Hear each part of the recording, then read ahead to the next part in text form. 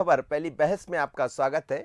मध्य प्रदेश में मिशन 2023 के लिए संघ और बीजेपी सक्रिय हो गए और तेजी से मिशन के लिए बढ़ भी रहे हैं। आज मोहन भागवत 4 दिन के मध्य प्रदेश दौरे पर आ रहे हैं। शाम को संघ प्रमुख मोहन भागवत उज्जैन पहुंचेंगे। 20 फरवरी को वे मालवा प्रांत की बैठक लेंगे, जिसमें आगे के कामों को लेकर चर्चा की जाएगी। इससे पहले भोपाल में शुक्रवार को संघ और बीजेपी की बैठक हुई। करीब 4 घंटे संघ पदाधिकारी और बीजेपी नेताओं के बीच चर्चा चली। बैठक हुई बावड़िया स्थित समाज सेवा न्यास के कार्यालय में। ये 4 घंटे तक चर्चा होती रही, जिसमें ये कहा जा रहा है कि संघ के जो प्रमुख है क्षेत्रीय प्रचारक दीपक बिस्पुत्रे ने अपनी बात रखी। साथ ही प्रदेश अध्यक्ष बी डी शर्मा और मुरलीधर राव, बाकी तमाम लोग उसमें मौजूद थे। बात यही हुई कि कैसे 2023 की तरफ बढ़ना है और सबसे बड़ी बात यह है कि समरसता का एक मैसेज देना है। समरसता को लेकर संघ और संगठन दोनों को काम करना है। और साथ ही समर्पण निधि संग्रह की बात तो चल ही रही है कि कितने, क्योंकि आत्मनिर्भर बनाने की बात चल रही भारतीय जनता पार्टी को, पर पार्टी के पिछले 2 साल के कामकाज की समीक्षा भी की गई। साथ ही बीजेपी और संघ अब वो 5 राज्यों में हुए चुनाव के बाद अगला मिशन, अगली रणनीति भी तय करेगा। क्या है इनके मायने, क्या निकाले जाए, आज हम इसी पर चर्चा करेंगे। मेरे साथ मेहमान जुड़ेंगे, लेकिन उससे पहले सुन लेते हैं कि इस पर कांग्रेस ने तंज कसा है कि कांग्रेस से डर गई है भारतीय जनता पार्टी, इसलिए बैठक पर बैठक कर रही है। कांग्रेस को भी सुनिए और बीजेपी को भी सुनिए। 2 साल कंप्लीट हो गए हैं, तीसरे साल के लिए क्या नया है? काम शुरू है। हम तो ग्वालियर गए थे, ग्वालियर जा कर के काम फिर शुरू है। तो ये तो सब चलता रहता है, यात्रा है और संगठन के काम में अनवरत हम काम करते रहें। भगवान से यही प्रार्थना है कि हमको इतनी शक्ति थी कि हम काम करते रहें। तो हमारी जो सक्रियता है, कमलनाथ जी ने जो संगठन को और अधिक मजबूत करने का प्रयास किया है, निश्चय ही इससे भारतीय जनता पार्टी में घबराहट है और उस घबराहट के कारण उनके लोग आके बयानबाजी कर रहे हैं, मीटिंग कर रहे हैं, बैठक कर रहे हैं। चलिए, तो कांग्रेस ये कह रही है कि हमारी सक्रियता के कारण घबराई हुई भारतीय जनता पार्टी, संघ और संगठन दोनों। मेरे साथ 2 मेहमान जुड़ रहे हैं। पंकज जी है, पंकज चतुर्वेदी जी, भारतीय जनता पार्टी के प्रवक्ता। पंकज जी, बहुत स्वागत है। प्रकाश हिंदुस्तानी जी है, वरिष्ठ पत्रकार। प्रकाश जी के पास ही चलूंगा सबसे पहले। सर, स्वागत है आपका। हम देख रहे हैं कि 2023 से पहले भारतीय जनता पार्टी से पहले कांग्रेस की एक बैठक हुई, बड़ी बैठक। उसके बाद संघ प्रमुख अब उज्जैन पहुंच रहे हैं, मालवा। वैसे भी मालवा तो बीजेपी का गढ़ रहा है, हमने कई बार इस मुद्दे पर चर्चा भी की होगी। लेकिन ऐसा कहा जा रहा है कि समरसता का पाठ पढ़ाया गया है। कल भोपाल में भी एक बैठक हुई थी दीपक बिस्पुत्रे जी के साथ। क्या बीजेपी को लगता है कि समरसता के साथ ही आगे बढ़ा जा सकता है? इसमें तो 2 मत है ही नहीं कि समरसता के साथ ही आगे बढ़ा जा सकता है, कोई भी इससे इनकार नहीं कर सकता। लेकिन संघ के प्रमुख का जो अभियान है और जिस तरह आरएसएस के लोग प्रदेश में चंदा इकट्ठा करने में लगे हैं, उससे बीजेपी के कार्यकर्ताओं में बड़ा हड़कंप है, क्योंकि बार बार बहुत कम समय में लगातार आते रहते हैं कि हमें चंदा दो, चंदा दो। और इंदौर जैसे शहर में चंदे का लक्ष्य रखा गया है 15 करोड़ रुपए। अब सोचिए कि चुनाव में अभी समय है, 2023 में जब चुनाव होंगे तब फिर चंदे की बात आएगी। तो ये कार्यकर्ता, इससे बहुत से कार्यकर्ता इससे नाखुश है। उनको लगता है क्या हमारा काम चंदा इकट्ठा करना ही बचा है। जी जी, लेकिन सर, क्या देख रहे हैं, क्या 2023 से पहले एक चुनौती भी है बीजेपी के सामने? यदि हम बात करें बतौर संगठन, बतौर राजनीति, बतौर सियासत, तो क्या एक वो भी दिखाई दे रहा, जैसा आपने कहा, वो तो एक ये कहा जाए, भारतीय जनता पार्टी का ऐसा कहना है कि आत्मनिर्भर संगठन बनाना है, ठीक है, पर क्या एक चुनौती भी है कांग्रेस जिस तरह से सक्रिय दिखाई दे रही? ये अच्छी बात है कि कांग्रेस इतने सालों में अब सक्रिय हुई है। जब कांग्रेस के हाथ से सत्ता फिसली, तब कांग्रेस के नेता सक्रिय हुए। उन्हें लगा कि अगर अब सक्रिय नहीं हुए तो दोबारा सत्ता में आना मुश्किल नहीं, नामुमकिन होगा। तो ये उनकी मजबूरी है कि वे अब सत्ता में सक्रिय हैं। और मध्य प्रदेश की बात करें तो मध्य प्रदेश और मध्य प्रांत, मालवा खासकर आरएसएस का गढ़ हमेशा से ही रहा है। जब कांग्रेस की सरकारें थी प्रदेश में, तब भी मध्य प्रदेश के इस इलाके में आरएसएस की गतिविधियां बहुत अच्छी थी, काफी बड़ी थी। तो ये सब चीजें तो संघ के लिहाज से है ही। लेकिन एक बात जरूर लगती है मनोज जी की संघ जो अपने आप को राजनीति से परे कहता है, इस तरह के जब अभियान चलाता है तो लगता है कि संघ राजनीति में काफी खुलकर आ रहा है। वैसे तो आ ही रहा है, लेकिन ये बात आम लोगों को पता चलती है कि संघ आरएसएस के पीछे है। और संघ इस बात से अब इनकार नहीं कर सकता। जी मनोज जी, चलिए पंकज जी, कल बड़ी बैठक हुई है, पार्टी को मजबूत करने के लिए समर्पण निधि की बात भी हुई है। जैसे समर्पण निधि कहा जाएगा, जैसे प्रकाश जी चंदा कह रहे थे, जाहिर सी बात है पैसा लेना और वो होता है तो फिर ऐसे ही कहा जाता है कि चंदा इकट्ठा करना, लेकिन भारतीय जनता पार्टी की भाषा में वो समर्पण निधि है और समर्पण भाव से जो पैसा देता है वो निधि है। पर जिस तरह संघ और बीजेपी के बीच में कल बात हुई है, क्या ये माना जाए कि समरसता के साथ ही अब आगे बढ़ना पड़ेगा, क्योंकि कई तरह के आरोप प्रत्यारोप भी लगते रहे हैं। दूसरी बात यह है, संघ प्रमुख यदि 19 को वहाँ पहुँच रहे तो 23 की रणनीति भी बनेगी। देखिए मनोज जी, 2-3 बिंदु हैं। पहला तो मैं प्रकाश जी का बहुत आदर करता हूं, बहुत सीनियर पत्रकार हैं, पर मैं बस थोड़ा सा संशोधन करूंगा कि राष्ट्रीय स्वयंसेवक संघ द्वारा किसी प्रकार का कोई अभियान धन को लेकर ना तो देश में पहले प्रारंभ किया था ना प्रारंभ किया है। जी ये अभियान विशुद्ध रूप से मध्य प्रदेश भारतीय जनता पार्टी का अभियान है, जिसका नाम है समर्पण निधि अभियान। ये कोई चंदा एकत्रित करने का अभियान नहीं है।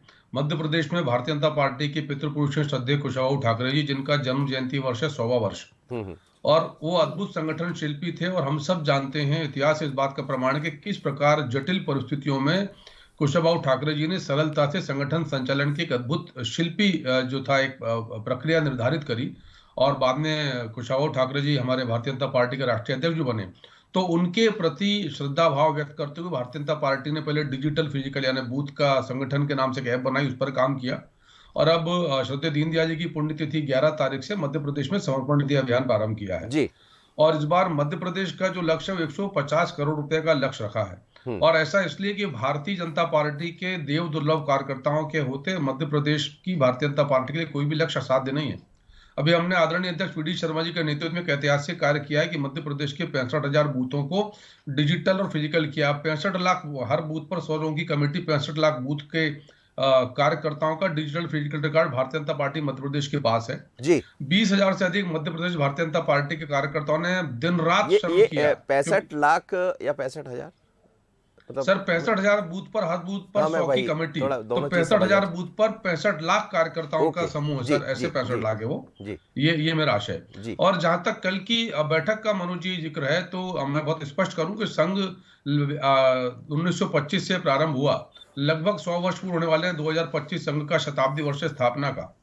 और संघ अपनी गति के साथ काम करता है और उसकी गति का एक ही लक्ष्य, एक ही दिशा, एक ही पथ है, मां भारती का परम वैभव, राष्ट्र का प्रखर उन्नयन, और जिन विषयों पर भारत की स्थिति और सुदृढ़ होनी चाहिए, विश्व गुरु के रूप में भारत, इन बिंदुओं पर संघ काम करता है और बरसों से काम करता चला आ रहा है। तो जो भी जानकारी है कि इस विषय पर बात, उस विषय बात, तो संघ की तरफ से औपचारिक रूप से जानकारी तो कुछ आती नहीं है, क्योंकि संघ की प्रक्रिया मीडिया में रुचि लेने की नहीं, संघ की प्रक्रिया मूल रूप से कार्य करने की है। जहां तक भारतीय जनता पार्टी का विषय, तो हम लोग सौभाग्यशाली हैं कि संघ के ऐसे तपोनिष्ठ कार्यकर्ताओं का, प्रचारकों का मार्गदर्शन भारतीय जनता पार्टी को समय समय पर मिलता रहता है, जिनका उद्देश्य यही है कि समाज, आपने कहा ना समरसता, समरसता, कितना छोटा सा शब्द लगता है मनोज जी, पर इतना महत्वपूर्ण शब्द है कि सारे समाज एक, पूरा भारत एक, जो भारत में वो भारतीय, इससे बड़ी समरसता क्या है। चलिए मैं जितेंद्र मिश्रा जी कहां से लग रहा है कि संघ के साथ यदि बीजेपी बैठ जाती है तो वो डर रही है कांग्रेस से, ऐसा कह रहे थे सीपी सिकल साहब। डरने का कोई सवाल नहीं है, संघ के साथ पहले से बैठते रहे हैं, संघ पर्दे के पीछे से इनको सलाह देता रहा, इनकी मदद करता रहा है। हमारा ये कहना है कि आप तो स्वीकार करो कि संघ और हम एक हैं। आप संघ कहता है हम चुनाव में नहीं जाएंगे, चुनाव की राजनीति नहीं करेंगे। मैंने इनकार कहाँ किया मनोज जी? देखिए पंकज जी, मैं आपका बहुत सम्मान करता हूँ, बड़े धैर्य के साथ आपको सुना है। सुनिए आप। मेरा ये कहना है, सुनाइए। मेरा ये कहना है कि आप चुनाव लड़िए, आपका स्वागत करेंगे हम। कई कहते हैं हम अलग है, भारतीय जनता पार्टी अलग है, अपने पदाधिकारियों का एक्सचेंज करते रहते हैं, उससे हमें कोई आपत्ति नहीं। भारतीय जनता पार्टी 150 करोड़ का चंदा ले रही, हमें उससे कोई आपत्ति नहीं। ठीक है, जबरदस्ती ले, प्यार से ले, जैसे लेना लेता रहे, उसका अपना काम है। जबरदस्ती लेंगे फिर भी आपत्ति नहीं होगी। मैं आपको बता रहा हूं, मेरे को आपत्ति इस चीज से है मनोज जी कि जिस व्यक्ति ने 2 जोड़ी कुर्ते पजामे पे अपना जीवन पार्टी को समर्पित कर दिया, ऐसे महापुरुष के नाम पे अगर 150 करोड़ का टारगेट रखते हैं, तो ये क्या आप उसके साथ न्याय कर रहे हैं? ये आपकी पार्टी की विचारधारा जो कहती है, अपने समर्पण नाम दे दिया। अरे असल में चंदा है और चंदा वसूली होगी, इससे भी ऐतराज नहीं किया जा सकता, इससे भी इनकार नहीं किया जा सकता। मेरा ये कहना है आप जो करना है करिए, हमें डर कहां पैदा हुआ, डर आपको पैदा हुआ। नहीं, ये मैं आपसे कह रहा था कि आपको क्यों ऐसा लग रहा है कि बीजेपी आपसे डर रही है। मनोज ये सीपी शेखर साहब ने कहा कि वो हमसे डर रहे हैं। मैंने आपके डर की नहीं कहा। आप कहां डर रहे हैं आजकल? आप तो देख रहे हो। मनोज जी, उसके पीछे कारण ये है कि आपने देखा 4 चुनाव हुए जो उपचुनाव हुए, इन उपचुनाव में 2.25 लाख से खंडवा जीतते थे, 70,000 पे सिमट गए।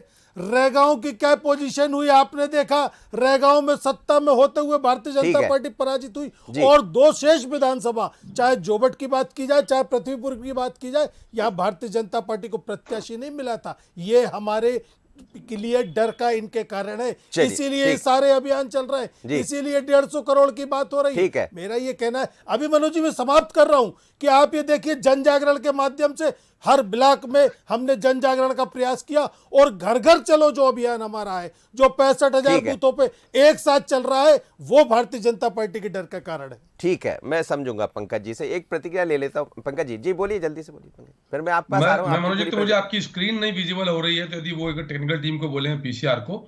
दूसरा मैं आग्रह कर रहा था कि मुझे आप दिख रहे हैं और आप बोल भी रहे, आप बोलिए, आप बढ़िया। मैंने तो ये स्वीकार किया कि भारतीय जनता पार्टी सौभाग्यशाली है कि उसको संघ जैसे समर्पित संगठन का मार्गदर्शन और ज्ञान प्राप्त होता है, दिशा निर्देश प्राप्त होते हैं। मैंने कहा अस्वीकार किया, नंबर 1। नंबर 2, उन्होंने कहा कुशाभाऊ ठाकरे जी का नाम लेकर के 2 जोड़ी कपड़ों में, निश्चित तौर पर। लेकिन मनोज जी, एक समय काल परिस्थिति के हिसाब से आज मैं अपने घर पर बैठकर आपसे बातचीत कर रहा हूं, ये आज के दौर का युग है। यदि आज भारतीय जनता पार्टी आज के समय के हिसाब से media, social media, electronic media, gadgets, e wallet, इन सब पर नहीं जाएगी तो कैसे काम चलेगा? ठीक बात। तो जो दौर था कुशाभाऊ ठाकरे जी का, दूसरा दौर था। आप मनोज जी, आपने प्रिंट मीडिया से शुरुआत करी, आज आप इलेक्ट्रॉनिक मीडिया में। आज आप पहले पूरी ओवी वैन चलती थी, आज एक छोटा सा वक्ता जाके आप लाइव कर देते हैं। तो क्या समय काल और परिस्थिति के अनुरूप अपनी दशा और दिशा तय करना ये अपराध है? यदि आज के समय में जब भारतीय जनता पार्टी विश्व की सबसे बड़ी लोकतांत्रिक पार्टी सदस्य संख्या के आधार पर 11 करोड़ से अधिक सदस्य आज के समय में देश में विदेश में मिलाकर हैं और निरंतर सदस्य संख्या बढ़ती जा रही है, और मध्य प्रदेश के भाजपा के कार्यकर्ताओं को कष्ट नहीं है, मध्य प्रदेश के भाजपा के कार्यकर्ता तैयार हैं। हम तो कांग्रेस से पूछ रहे हैं कि कांग्रेस में कौन सा धंधा चल रहा है कमलनाथ जी, दिग्विजय सिंह जी का, क्या स्थिति सबके सामने? चलिए जल्दी से जवाब दे दीजिए। मैं सर से ले रहा हूँ ये बात, चूंकि आप दोनों के बीच में थी इसलिए मैं दोनों करा दी। मैं प्रकाश जी से एक समग्र प्रतिक्रिया लूंगा। जी जल्दी बोलिए जितेंद्र जी। नहीं, मेरा मनोज जी ये कहना है कि हमने कौन सा चंदा अभियान चलाया? आप तो प्रतिवर्ष चंदा अभियान चलाते, पार्टी ही आपकी चंदा पार्टी कहलाती है। आप ये बताइए कि आप कह रहे हैं समय काल परिस्थितियां, अरे समय काल परिस्थितियों के अनुसार मनोज जी सिद्धांत नहीं बदले जाते। एक ध्वज एक निशान की बात करने वाले कश्मीर में अलगाववादियों के साथ सरकार में बैठे थे। ये आपके समय काल परिस्थिति का निर्णय है। जिस सरकार को चीफ्टे से जुड़ना पसंद नहीं करते थे, अटल जी का कहना था। चलिए मैं लौटता हूँ मुद्दे की तरफ रहिए सर, मुद्दे की तरफ। मैं ये समझना चाह रहा हूँ यदि संघ प्रमुख उज्जैन में है, मालवा की धरती पर है, वो कई तरह की बातें करने वाले हैं। प्रकाश जी बहुत अच्छे से मालवा को समझते हैं। सर मैं आपसे भी यही समझना चाह रहा हूँ। हमने देखा है कि मालवा से जो लगातार भारतीय जनता पार्टी को प्रतिशत मिलता रहा, वैसे भी मालवा को गढ़ माना जाता है, लेकिन कुछ जगह कमजोर भी हुई है भारतीय जनता पार्टी। क्या ये भी एक चिंता का विषय होगा बीजेपी के भीतर, या संघ प्रमुख 3 दिन रहेंगे तो इन तमाम तरह के मुद्दों पर भी चर्चा करेंगे? ये भी कहा जा रहा है कि 200 वर्ष पूरे हो रहे हैं संघ के, उस पर भी संघ काम कर रहा है। जी प्रकाश सर। मनोज जी, जिस तरीके से टेक्नोलॉजी का विकास हो रहा है उस हिसाब से तो चंदे की जरूरत कम होनी चाहिए, क्योंकि जो काम ओबीवेन करोड़ों रुपए की थी वो जरा से मोबाइल से काम हो रहा है, तो बीजेपी को चंदे की जरूरत अब नहीं होनी चाहिए थी। दूसरी बात यह कि कुशाभाऊ जी ठाकरे का मैंने भी इंटरव्यू किया है, बड़े सज्जन आदमी थे, लेकिन राजनीति में उनका योगदान यह है कि उन्होंने उन बाहुबलियों को बीजेपी में शामिल कराने में अहम भूमिका निभाई। इंदौर की बात कर रहा हूं, कम से कम 2 ऐसे बाहुबलियों को उन्होंने बीजेपी में शामिल कराया जिन पर कई सारे केस थे। उन्हें यह लगा कि व्यावहारिक राजनीति करनी चाहिए तो पार्टी में सभी तरह के तत्व होने चाहिए, धर्म पशु भी होने चाहिए, बाहुबली भी होने चाहिए, और पार्टी के पास अब लगता है पार्टी को कि बहुत पैसा होना चाहिए। हालांकि सबसे बड़ी पार्टी कांग्रेस से 10 गुना ज्यादा बजट वाली पार्टी बीजेपी है अभी देश में। जी जी जी जी। ऑफिशियल फिगर की बात कर रहा हूं। तो ये सारी बातें हैं, लेकिन ये बीजेपी जो है चुनाव के लिए पांचों साल में हर दिन काम करती है, पांचों वर्ष। तो ये उसी का अभियान है, और यही कांग्रेस पिछड़ती जाती है बीजेपी के साथ। जी मनोज जी। जी पंकज जी, जी। मैं वही 3 दिन रहने वाले हैं संघ प्रमुख उज्जैन में। उससे पहले आपकी बैठक हुई। वैसे भी संघ की बातें बाहर नहीं आती है, जहां से जैसी खबरें मिलती है उसके आधार पर हम लोग बात करते हैं। पर मूल रूप से ये जानते हैं कि संघ देश के लिए काम करता है, जैसा आप भी कह रहे हैं। संघ ये भी करता है कि जहां जो कमियां हैं भारतीय जनता पार्टी के, भले पीछे से बात करें लेकिन बात तो होती है, चर्चाएं भी आती रहती है। आप भी मानते हैं कि संघ हमें हमेशा मार्गदर्शन देता रहा है, तो क्या इस बार का मार्गदर्शन 2023 के लिए है? देखिए मनोज जी, भारतीय जनता पार्टी कभी भी किसी चुनाव लक्ष्य के आधार पर कार्य नहीं करती कि 2023 का चुनाव, 2024 का चुनाव, फिर उसके बाद आगे 28 का चुनाव, फिर 29 का चुनाव। भारतीय जनता पार्टी एक ही दिशा में काम करती है कि अपने श्रेष्ठ कार्यों को कैसे सर्वश्रेष्ठ किया जाए। जो जन विकास की योजनाएं हैं देश के उत्थान की में, तो आपके साथ आज हम बात करें, एक प्रत्यक्ष प्रमाण है कि एशिया का सबसे बड़ा सोलर प्लांट मध्य प्रदेश के रीवा में। और आज प्रकाश जी जिस शहर से इंदौर से, वहां एशिया के सबसे बड़े बायोगैस प्लांट, जिसको हमने आज गोवर्धन नाम दिया है, गोवर्धन प्लांट का शिलान्यास है। और इंदौर में सौभाग्यशाली हूं उस मध्य प्रदेश में जहां इंदौर जैसा शहर है। नहीं तो हम ये तो हम सबके लिए खुशी की बात है, अच्छी सर बात। जी मैं मनोज जी आपको उदाहरण दे रहा हूं विकास का, कि क्या भारतीय जनता पार्टी किस दिशा में सोचती है और किस दशा में देश को लेकर, प्रदेश को लेकर जाना चाहती है। कि एशिया का सबसे बड़ा सोलर प्लांट आज मध्य प्रदेश की रीवा में, एशिया का सबसे बड़ा बायोगैस का प्लांट जिसको हमने आज नाम दिया, प्रधानमंत्री जी उसका उद्घाटन कर रहे हैं, वो इंदौर में। तो इस दिशा में सोचती है भारतीय जनता पार्टी कि जो हम कर रहे हैं उसको और श्रेष्ठ कैसे करें, और इस दिशा के लिए जो भी प्रयास होते हैं प्रयास हम करते हैं, उसमें क्या अपराध करते हैं। और ये जो प्रकाश जी ने कहा कि भारतीय जनता पार्टी सतत रूप से 24 घंटे 365 दिन ये प्रयास करती है, विमर्श करती है, मंथन करती है, चिंतन करती है कि माँ भारती का परम वैभव कैसे स्थापित हो, नंबर 1, भारत विश्व गुरु कैसे बने, नंबर 2, और भारत में समरसता कैसे स्थापित हो। नहीं, लेकिन पंकज जी, सर्वस्पर्शी भाजपा। पंकज जी, इसमें एक राजनीतिक सवाल भी है। जिस तरह से कांग्रेस की बैठकें चल रही, कांग्रेस जिस तरह से बढ़ रही है, और पहले आप तो खुद उस दल से जुड़े रहे, कुछ परिवर्तन तो कांग्रेस के भीतर दिखाई देता है। एक तो एक्टिव मूड पर वो नजर आ रहे हैं। पहले हम जब दफ्तर पहुंचते थे कांग्रेस के, तो कई बार ताले लगे, खबरें भी बनाई कि साहब ताला लगा हुआ, चुनाव के ठीक 6 महीने पहले। चीजें बदल गई। क्या ये भी एक, चूंकि 2 ही दलीय प्रणाली है मध्य प्रदेश के भीतर, ये भी एक चिंता का विषय तो होगा बीजेपी के भीतर? नहीं मनोज जी, चिंता का विषय लेने के आप यदि भारतीय जनता पार्टी की कार्यशैली देखेंगे तो वो यथावत है। तकनीक के आधार पर, समय काल परिस्थिति के आधार पर जो आवश्यक परिवर्तन वो हम कर रहे हैं। पर और यदि कांग्रेस कुछ करती है तो उनका विषय, उनका विवेक है, क्या करना है क्या नहीं करना है, ताला डालना है, परमानेंट लॉक करना है, कांग्रेस कार्यालय को किसी और नहीं, अब तो वो जन जागरण कर रहे हैं सर। अब तो जन जागरण कर रहे हैं वो। अरे सर, उनको चलाना चाहिए कांग्रेस में नेता जागरण अभियान। अरुण यादव जी, जितेंद्र मिश्रा जी, अजय सिंह जी को जगाए, कमलनाथ जी को जगाए कि प्रभुआ वर्चस्व की लड़ाई छोड़ दीजिए, जो जिनकी फसल उठ जा रही उनको रोके। चलिए सुन लीजिए पंकज जी। जी मनोज जी, भारतीय जनता पार्टी के चरित्र का चित्रण अभी आप प्रकाश जी से सुना। अब आप ये देखिए, 11 करोड़ सदस्यों की बात होती है, मिस कॉल के माध्यम से आप 25 करोड़ कर लो, आप विश्व के क्या बल्कि ब्रह्मांड की सबसे बड़ी पार्टी बनने का दावा कर लो।